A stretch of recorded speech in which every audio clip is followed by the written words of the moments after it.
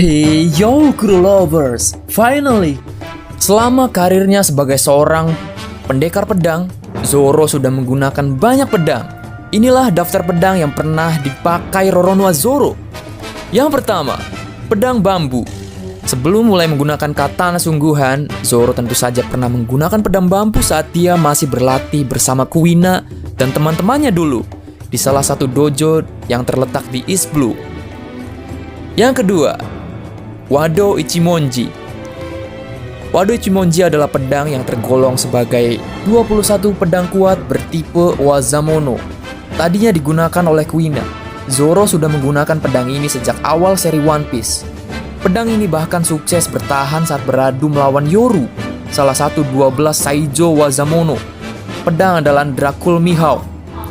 Wado Ichimonji ternyata ditempa oleh seorang pandai besi bernama Shimotsuki Kozaburo, sosok dari negeri Wano yang pergi 50 tahun lalu dari negara itu.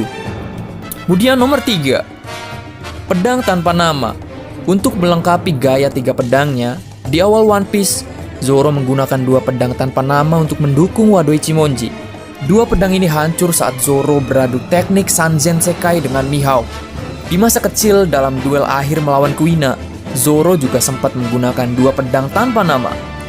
Tidak diketahui apakah 2 pedang itu adalah yang dibawa Zoro hingga melawan Mihawk. Nomor 4, pedang Johnny dan Yosaku.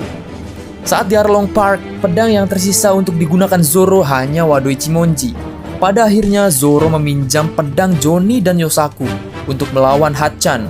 Zoro sempat menggunakannya untuk melawan Arlong, tapi berhubung bentuk 2 pedang ini bukan katana, dia sudah terluka karena Mihawk. Dan Arlong sendiri kuat, Zoro pun ambruk. Kemudian yang kelima, Yubashiri. Yubashiri adalah salah satu dari 50 pedang bertipe Ryo Wazamono yang diberikan oleh seorang kolektor senjata bernama Ippon Matsu.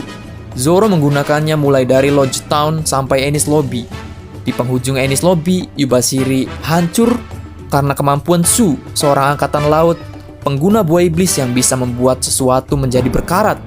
Saat digunakan, Zoro berkomentar kalau Yubashiri sangat ringan. Kemudian nomor 6, Sandai Kitetsu. Sandai Kitetsu adalah pedang yang terkenal karena kutukannya, berasal dari seri Kitetsu. Pedang ini memiliki reputasi yang begitu buruk hingga Ippon Matsu awalnya tak mau menjualnya.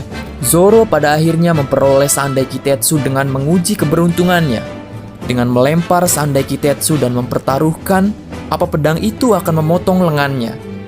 Meski golongan Sandai Kitetsu lebih rendah dari Yubashiri, Sandai Kitetsu masih bisa bertahan lebih lama dari Yubashiri. Hingga saat ini, Sandai Kitetsu masih setia menemani Zoro. Zoro juga sudah bertemu dengan pembuat katana Sandai Kitetsu ini, yaitu Tengyama Hitetsu dari negeri Wano. Kemudian nomor 7, Hana Arashi. Ini ajaib. Saat Zoro terborgol bersama Usopp, Zoro sempat menggunakan Usopp sebagai pedangnya. Usopp sendiri saat itu membantu memegang Yubashiri. Nomor 8, Susui.